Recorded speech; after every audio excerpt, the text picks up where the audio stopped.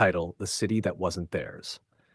Daniel and Marissa had only planned to stay for the weekend.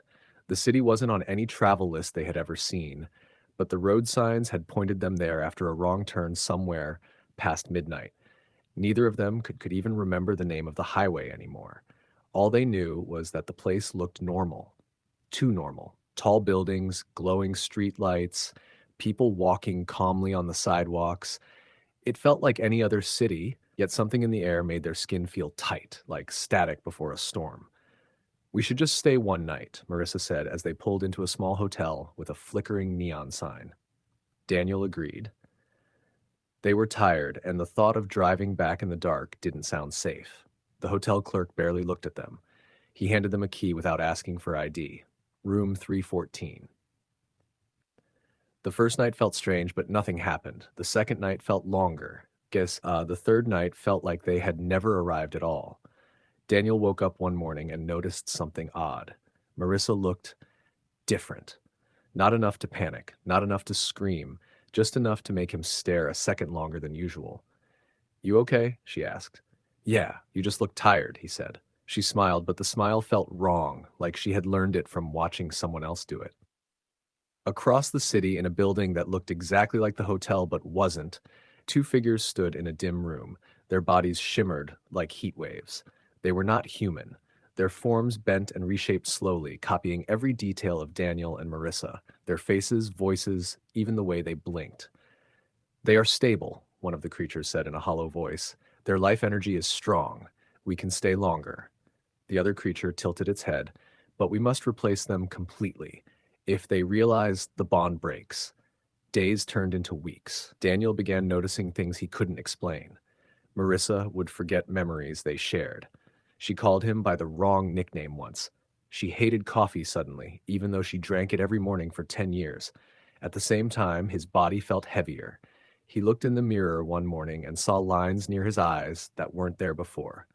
"You look older," Marissa said quietly. "You too," he replied. Neither of them laughed. The truth started to show in small cracks. One night, Daniel woke up and saw Marissa standing near the window, staring at the street. Her reflection in the glass didn't move when she did. His heart started pounding. "Marissa?" She turned slowly. For a second, just 1 second, her face shifted. Not fully, not clearly, but enough to see something underneath that wasn't human. He ran out of the room.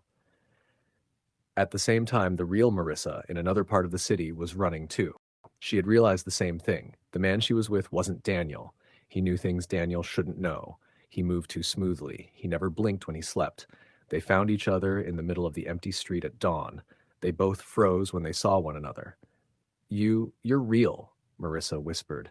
Daniel nodded, tears in his eyes. "They switched us."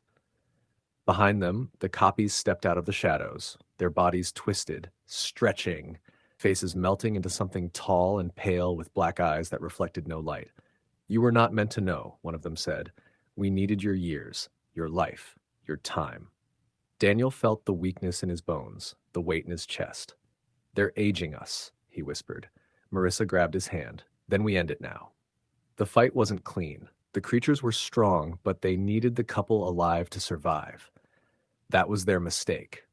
Daniel grabbed a broken metal pipe from the street. Marissa smashed a glass bottle against the pavement. When the creatures tried to change shape again, their forms flickered, unstable, like a bad signal. They hit them again, and again, and again. The creatures screamed in a sound that didn't belong in the world. Then their bodies collapsed into gray dust that blew away in the wind. The city went silent. Lights shut off one by one. Buildings faded like fog. The street beneath their feet cracked like glass. Daniel held Marissa close. "We're leaving," he said. They walked forward, not knowing where the road would go. Behind them, the city disappeared completely, like it had never existed. When they finally reached the highway again, the sunrise looked real for the first time in months. Daniel checked the mirror in the car. The wrinkles were gone. Marissa squeezed his hand. "We made it," she said.